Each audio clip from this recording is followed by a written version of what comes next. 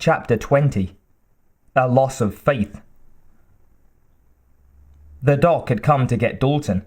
She told him in a worried rush that Red was packing up for good after what Wesley had done, looking to leave town.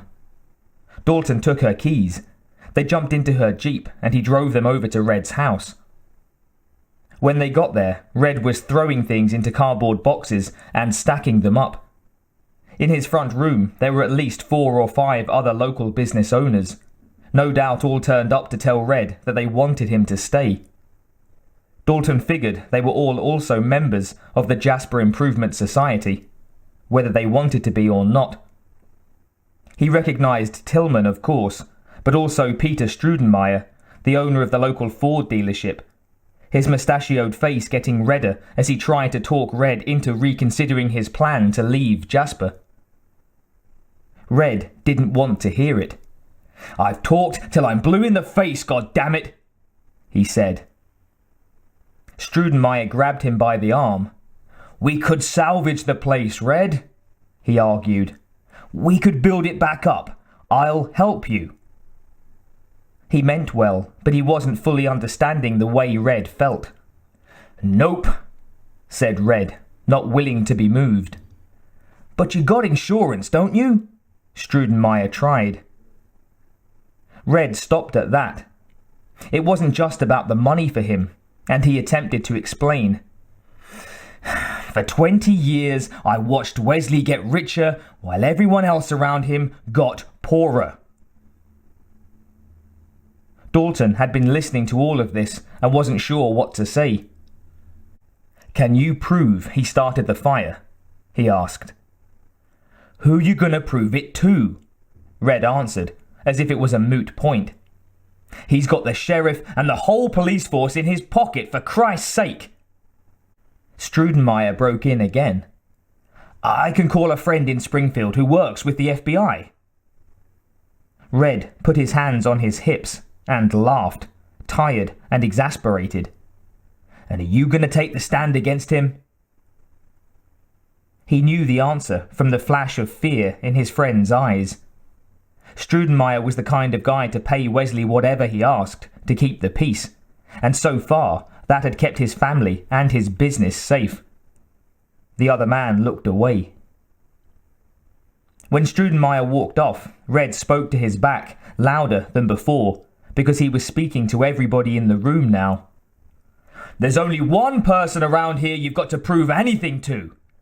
That's Wesley himself." He left the room, tired of arguing about something that couldn't be changed. The doc went after her uncle. Dalton decided that his place was by the doc's side in all of this, so he started to follow.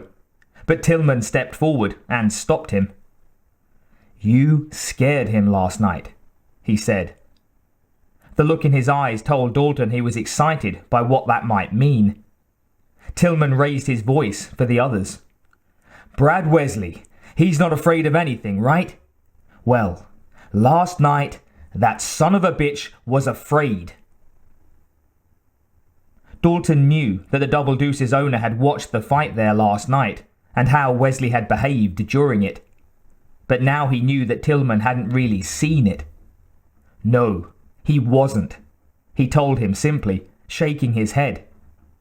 He looked back at the men in the room for a moment, honestly pitying the situation they'd found themselves in, but not knowing what they expected him to do about it. He was a bouncer, not the town sheriff.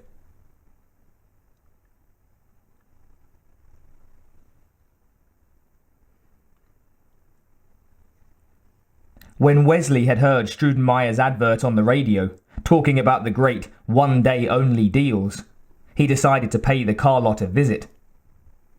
Strudenmeyer was the worst kind of coward, the kind that would fawn to your face and then slander your name behind your back. Wesley had heard about Red's little town meeting this morning, and he knew that Strudenmeyer had been there, part of the conspiracy. That wouldn't do at all. He drove his red Mustang over to the dealership and brought a few of the boys along with him, including Gary Ketchum and his big monster truck. It was a Ford too, after all, so it seemed only fitting.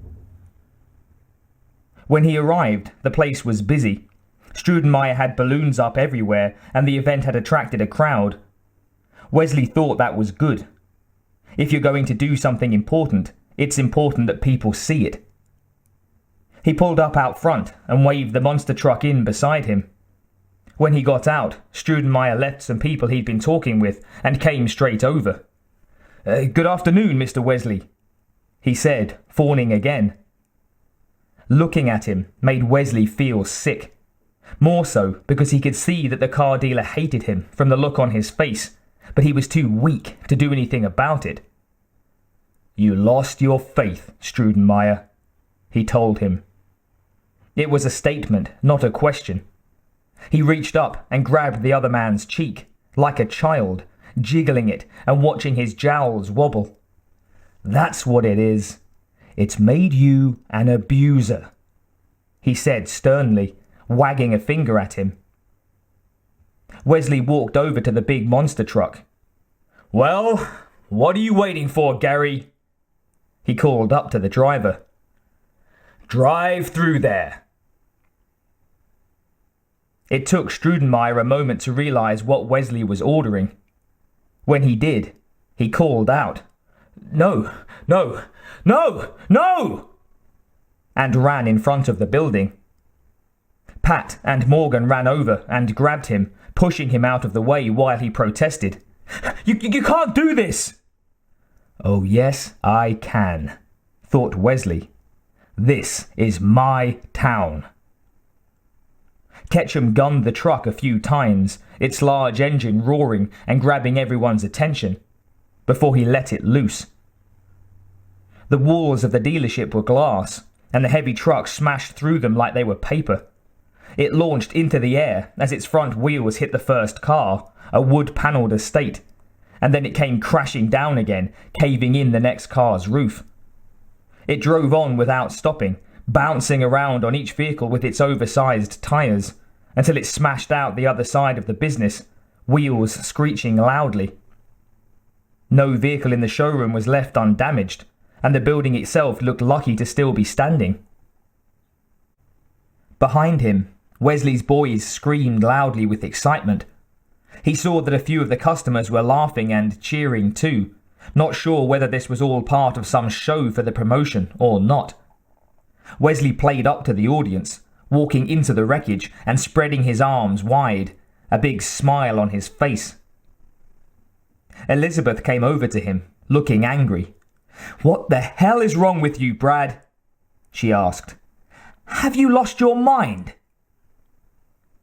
Wesley didn't like her trying to ruin his fun. He saw Dalton standing nearby and nodded in his direction. "He's a drifter, you know." It was true. To see you wind up with someone like that. It's a shame. That was true too. "This has nothing to do with him," Elizabeth said. Wesley had to disagree. This Dalton character was making it about him, and that came with consequences. "Well," he said, "you get him out of here, Elizabeth." He turned to look her in the eye, to remind her that he was a serious man and that she, and Dalton, should remember to take what he said seriously. "'Cause if you don't, he's going down. And I'm not going to lose a second's sleep about it." She had nothing to say to that and walked off. Wesley turned back to the destroyed showroom. "Strudenmeyer!" he called over, and enjoyed the restrained anger in the other man's expression. He better keep it restrained if he doesn't want to lose anything else today, Wesley thought. "I never thought you'd turn on me too," he told him. A few of the other business owners stood behind the man, Tillman and Red Webster among them, and Wesley spoke to all of them at once. "This is my town," he said gravely.